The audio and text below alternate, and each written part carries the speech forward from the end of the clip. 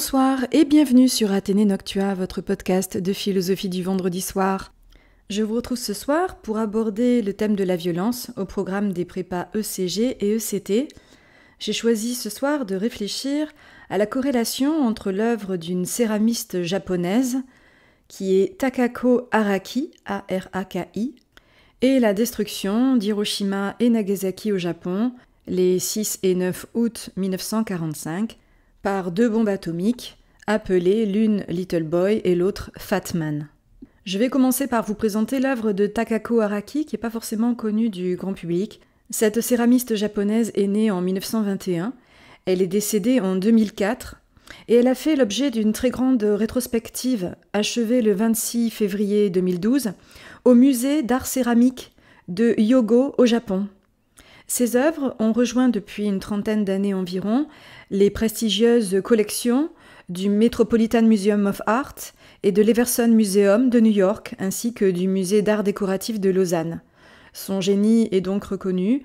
Il a été notamment célébré par le prestigieux prix qu'elle a reçu en 1979 lors de la 5e exposition des céramiques japonaises pour sa série des bibles qu'elle appelle « Bibles dégénérées » et qui sont des objets de céramique semblant avoir échappé de peu aux affres du temps, à la destruction par le feu, par l'eau, par la terre et par la bombe atomique.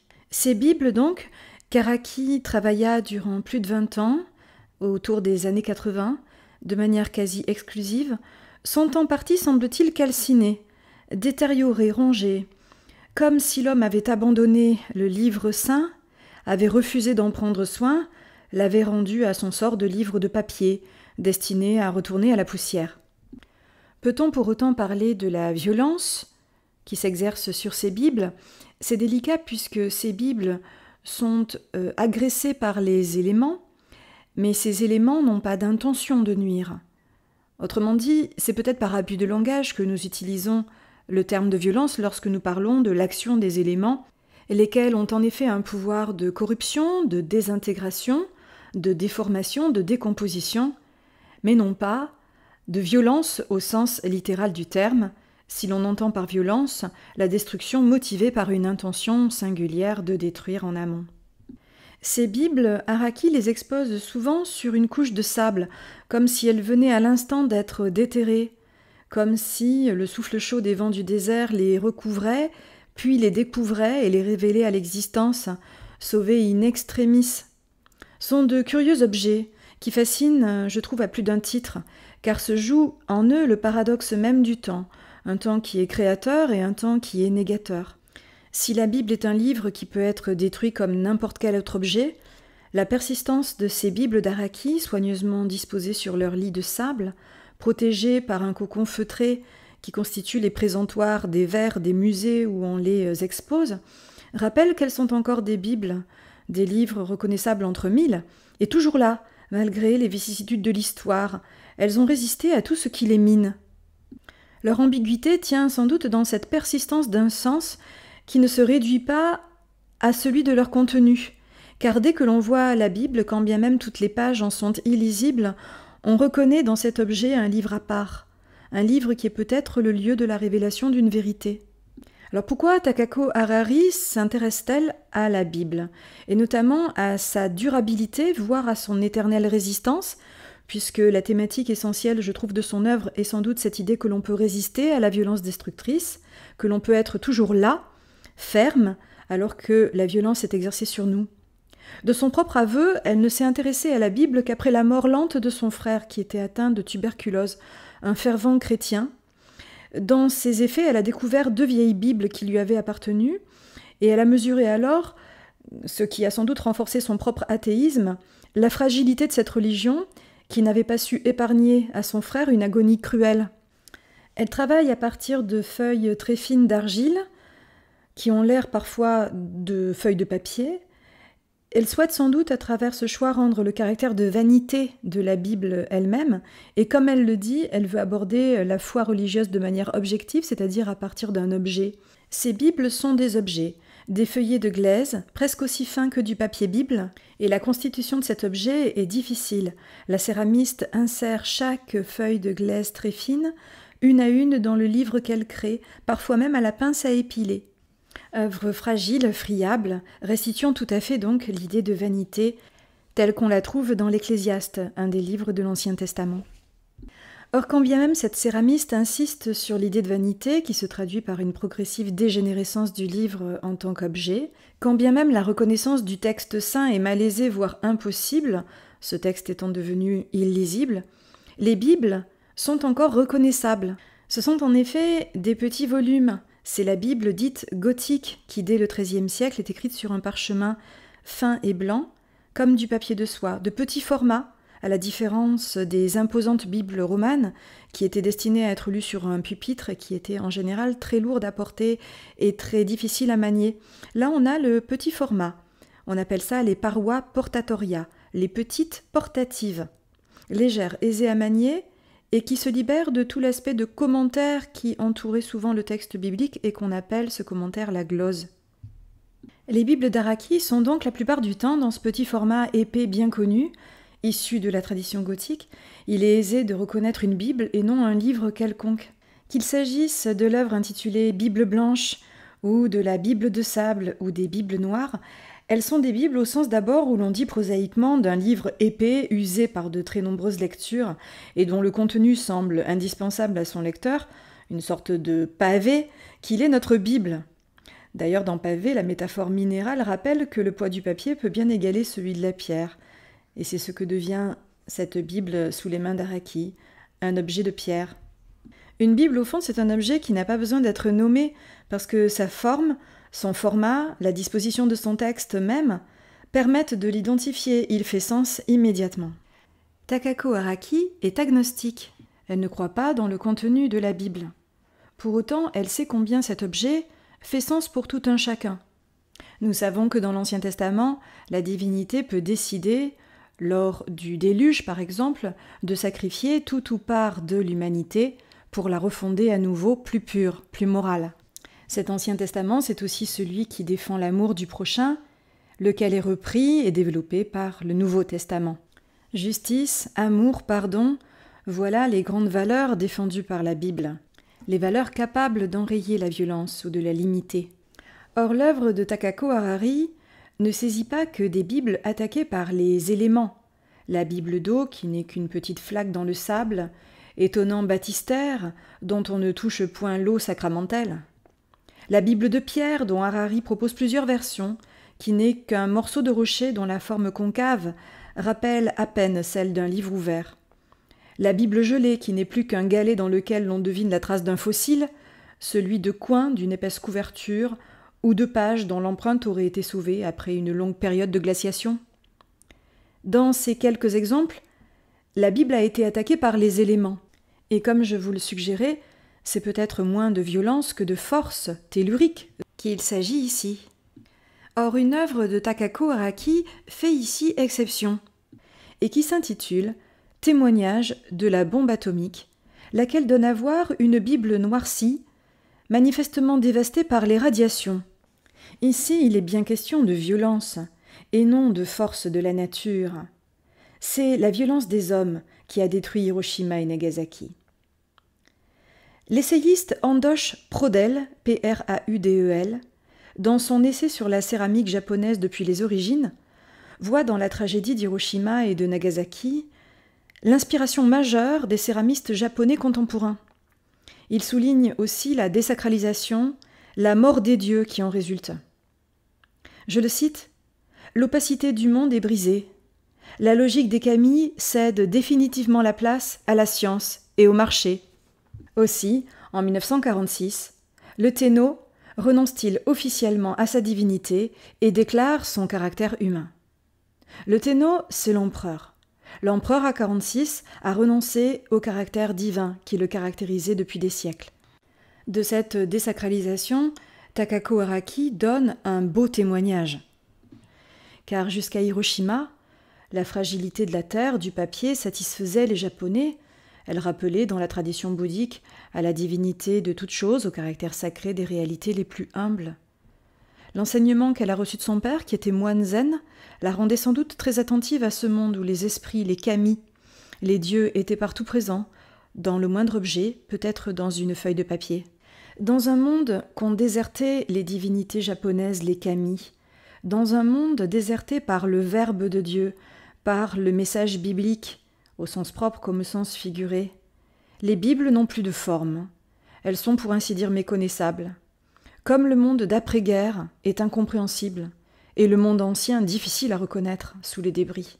Après Hiroshima et Nagasaki, les doutes d'Araki relativement à la valeur de la religion semblent se confirmer dans la matière même du livre biblique, brûlé dans toute son épaisseur, littéralement carbonisé. Le message christique dans le Nouveau Testament est tourné autour des valeurs d'amour, de pardon, mais aussi autour de la notion de lumière. « Je suis la lumière », dit le Christ. Or, les Bibles de Takako Araki sont noircies, calcinées. Elles ont perdu la lumière, elles ont perdu l'espoir. Avec la destruction de ces deux villes japonaises, c'est l'espoir des hommes, c'est la foi en l'homme qui ont disparu de la surface de la terre. La violence n'a jamais connu cette ampleur. Cette menace qui relève du suicide collectif, l'expression est d'Albert Camus dans son éditorial du journal Combat du 8 août 1945, date intéressante puisqu'elle se situe entre les deux largages des deux bombes atomiques sur Hiroshima puis Nagasaki. Voici quelques extraits de ce texte. « Le monde est ce qu'il est, c'est-à-dire peu de choses. C'est ce que chacun sait depuis hier, grâce aux formidables concerts que la radio, les journaux et les agences d'information viennent de déclencher au sujet de la bombe atomique. On nous apprend en effet, au milieu d'une foule de commentaires enthousiastes, que n'importe quelle ville d'importance moyenne peut être totalement rasée par une bombe de la grosseur d'un ballon de football. Des journaux américains, anglais et français se répandent en dissertations élégantes sur l'avenir, le passé, les inventeurs, le coût, la vocation pacifique et les effets guerriers, les conséquences politiques et même le caractère indépendant de la bombe atomique. Nous nous résumerons en une phrase. La civilisation mécanique vient de parvenir à son dernier degré de sauvagerie. Il va falloir choisir dans un avenir plus ou moins proche entre le suicide collectif ou l'utilisation intelligente des conquêtes scientifiques. Je coupe et vous lis la conclusion de ce texte. Devant les perspectives terrifiantes qui s'ouvrent à l'humanité, nous apercevons encore mieux que la paix est le seul combat qui vaille d'être mené. Ce n'est plus une prière, mais un ordre qui doit monter des peuples vers les gouvernements, l'ordre de choisir définitivement entre l'enfer et la raison. Dans le même état d'esprit, les œuvres de Takako Araki sont indissociables d'un état d'esprit régnant dans les années d'après-guerre au sein des avant-gardes artistiques du Japon, celui qui vise à remettre en cause les dogmes, les apports de la culture, ceux-là même qui produisirent le chaos d'Hiroshima. En matérialisant la Bible, en la ramenant à l'état élémentaire, elle revient en quelque sorte par-delà les religions et les cultures du livre, à une nature originelle, élémentaire, antérieure aux sociétés, aux cultures industrialisées. Par l'usage de l'argile, les Bibles d'Araki renouent avec un art dont la naissance se confond avec les premiers âges de l'humanité. Si la Bible est au cœur de civilisation, si le Coran aujourd'hui est au cœur de civilisation, les textes, il faut le rappeler, retourneront eux aussi à la terre et à l'eau. La terre, la Bible nous apprend qu'elle est la matière même du corps. Adam est homme, humus, poussière.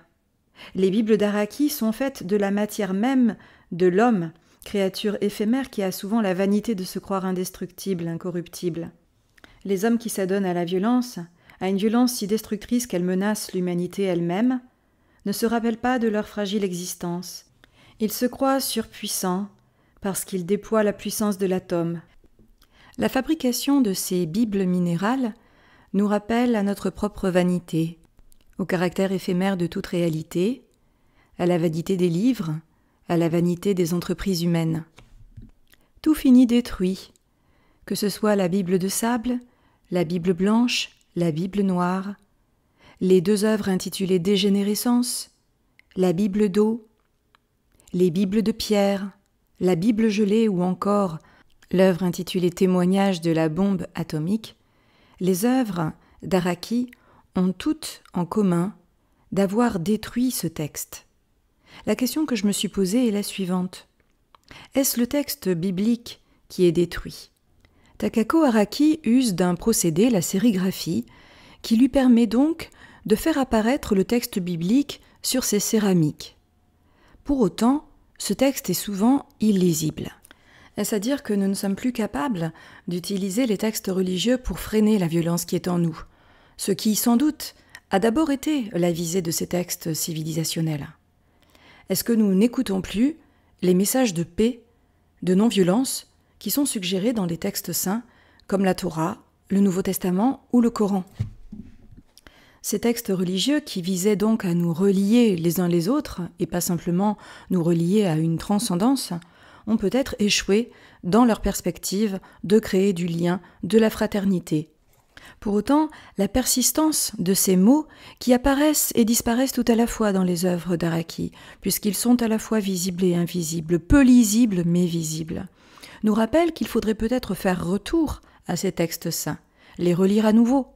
Peut-être pourrions-nous voir dans la persistance du texte qui apparaît à chaque fois, quand bien même ces Bibles sont dégénérescentes, quand bien même elles sont en plein processus de destruction, une invitation à renouer avec l'espoir d'une relecture, d'une réinterprétation pacifiée de ces textes. Nous pourrions aussi envisager une autre interprétation de ces Bibles. La Bible témoignage de la bombe atomique nous y invite, en tant qu'elle fait allusion directe à Hiroshima et Nagasaki. Or, ces deux bombes ont produit une violence qui nous rappelle à une difficulté que nous n'avons pas encore soulevée. En effet, on a très longtemps, en philosophie, distingué la violence et le mal. Un animal peut bien, par instinct par exemple, faire du mal, mais il ne fait pas le mal, et encore moins le mal pour le mal, c'est-à-dire pour le plaisir de faire le mal. À l'état de nature chez Jean-Jacques Rousseau, les hommes qui se rencontrent sont capables de se faire du mal, autrement dit de s'infliger des violences réciproques. Mais Rousseau excluait le crime de cet état de nature. Pour qu'il y ait crime, il faut l'intention de faire le mal. Hannah Arendt, confrontée au personnage d'Adolf Eichmann, évoque cette distinction. Je la cite.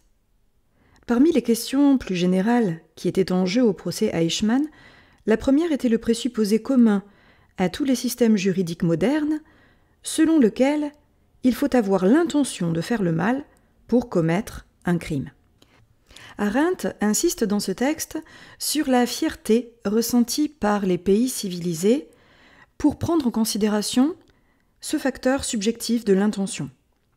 Je poursuis la lecture. Quand cette intention est absente, quand pour une raison ou une autre, fût-ce l'aliénation morale, la faculté de distinguer le bien du mal est atteinte, nous pensons qu'il n'y a pas eu crime. Le problème soulevé ici par Arendt, faut-il une intention pour qu'il y ait crime, une mauvaise intention pour qu'il y ait crime, est relancé avec plus d'évidence encore par l'usage de l'arme atomique. Utilisée à 2 reprises pour mettre fin à la guerre mondiale, elle semble portée par une très noble intention. Or, les textes religieux dont nous parlions tout à l'heure et que représente Takako Araki sont aussi ceux qui justifient les guerres saintes, les djihad. En 1958, le philosophe allemand Günther Anders se rendit à Hiroshima et Nagasaki pour participer au 4e congrès international contre les bombes atomiques et pendant tout son séjour, il tint un journal dans lequel il écrit ceci. La constance qu'ils mettent à ne pas parler des coupables, à taire que l'événement a été causé par des hommes, à ne pas nourrir le moindre ressentiment, bien qu'ils aient été les victimes du plus grand des crimes, c'en est trop pour moi, cela passe l'entendement. Et il ajoute, de la catastrophe, ils parlent constamment comme d'un tremblement de terre ou d'un raz-de-marée. Ils utilisent, pour le dire, le mot japonais de tsunami. C'est sans doute la même ambiguïté qui est palpable dans l'œuvre de Takako Araki. Les Bibles de cette céramiste semblent détruites non pas par l'être humain qu'elle est, c'est elle qui fabrique ces œuvres qui miment la destruction et le ravage, mais par quelque catastrophe naturelle qui aurait tout à coup repris ses droits, peut-être un tsunami ou un tremblement de terre en effet. Le mal qui consiste dans le largage de ces 2 bombes semble dépourvu d'intentions malignes. Anders use de formules terribles. Il écrit ceci : « Le caractère invraisemblable de la situation est tout bonnement à couper le souffle. À l'instant même où le monde devient apocalyptique, et ce par notre faute, il offre l'image d'un paradis habité par des meurtriers sans méchanceté et par des victimes sans haine. Nulle part il n'est trace de méchanceté, il n'y a que des décombres. Le paradoxe est clair pour Anders. La modernité a fabriqué une guerre particulière, une guerre sans haine, sans méchanceté, où le largage de bombes qui sont parmi les plus destructrices que l'humanité ait connues se fait sans aucun scrupule, avec une très belle conscience de bien faire. Le paradoxe de cette violence nouvelle, c'est qu'elle semble si bonne et légitime qu'elle en paraît presque soutenue par une transcendance. Ce ne sont pas les hommes qui sont méchants, c'est en quelque sorte la nature qui se venge. Expression bien sûr qui est caractérisée par un anthropomorphisme abusif et qu'on utilise beaucoup dans la presse pour caractériser le désastre écologique par exemple, comme s'il y avait une intention dans la nature qui se vengerait de notre action humaine. Mais le plus difficile peut-être dans cette expression, c'est la part de déresponsabilisation qu'elle présuppose. Aucun homme n'est méchant, aucun homme n'est responsable du largage des bombes sur Hiroshima et Nagasaki, qui ont rasé 2 villes entières de plus de 300 000 habitants du Japon. Cette analyse s'achève, je vous remercie de l'avoir suivie. N'hésitez pas à parler de mon travail autour de vous si vous l'appréciez, à le soutenir par un petit pouce en l'air. Je vous dis à très vite pour philosopher un peu à l'heure bleue avec moi.